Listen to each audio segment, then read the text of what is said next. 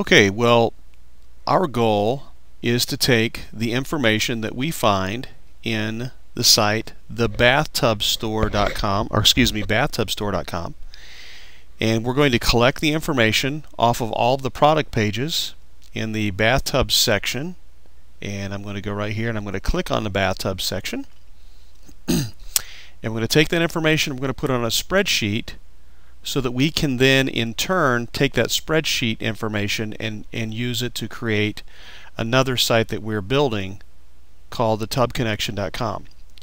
So basically what your job is going to be is to collect information about each one of these bathtubs, put it on a spreadsheet, and then save the information and send the spreadsheet back to me, and then we can get the next site built. So let's go ahead and show you how I want you to do that.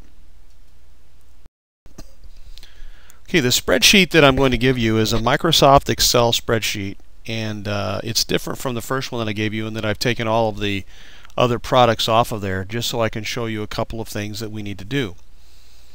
So we're going to start here with category A. Category A is the category key, and the category key is the listing of the categories and subcategories that we want this product to show up in. So I'll show you that. The category name, which is column B, is exactly the same as category A, with the exception of the word bathtubs is capitalized, and you notice clawfoot and bathtubs is capitalized on the second one, and you notice that there is no underscore here, so we leave the underscores out. So these are kind of the proper names that people are going to actually see.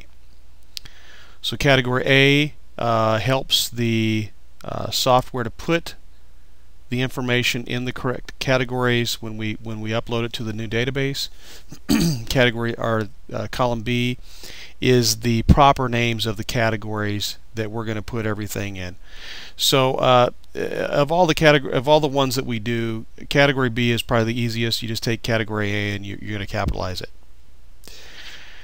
Column C is the product ID. We'll show you that.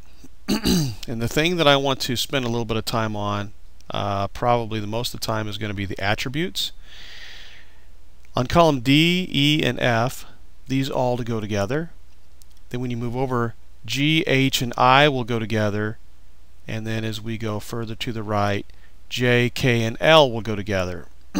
So attributes, we'll explain it to you in a little bit, but column D is the attribute name, E is what the caption's going to say on the little button, and F is going to be all the little options which the attributes will show. When you go to G, H, and I, you notice once again that we have attribute name, attribute caption, and attribute options. And then the same will occur for J, K, and L. Now the reason that we use attributes is because when we're going through our products, these products will have different options which you can select for your products, and so we will show those to you and how to do that as well. As we move on to the right, we're going to copy the name of the product, and each name should be unique. So if you come to two products and they're the same, we'll want to change those a little bit. The price column here, let me get that centered for you. Oops, let me get maybe the whole thing centered here. Okay. Price is in dollars, US dollars, and the price is what it normally will sell for. Now I will go ahead and try to move this because you can see here that the sell price is next to it, so I'm going to go ahead and move that column and get that set up for you. Okay, so I made the switch. The price is the price that the item normally sells for, and the sell price is the price that the visitor on the site can now buy it for, and that'll be pretty easy to tell. As we move on to the right here in our spreadsheet, and we're going to show you all these on the site anyway.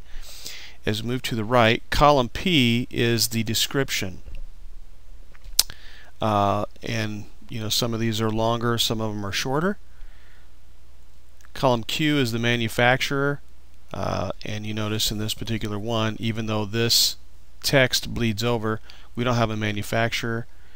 And then we get into the meta keywords, the meta title, and meta description, which is columns R, S, and T. Okay, we'll go on here in just a minute.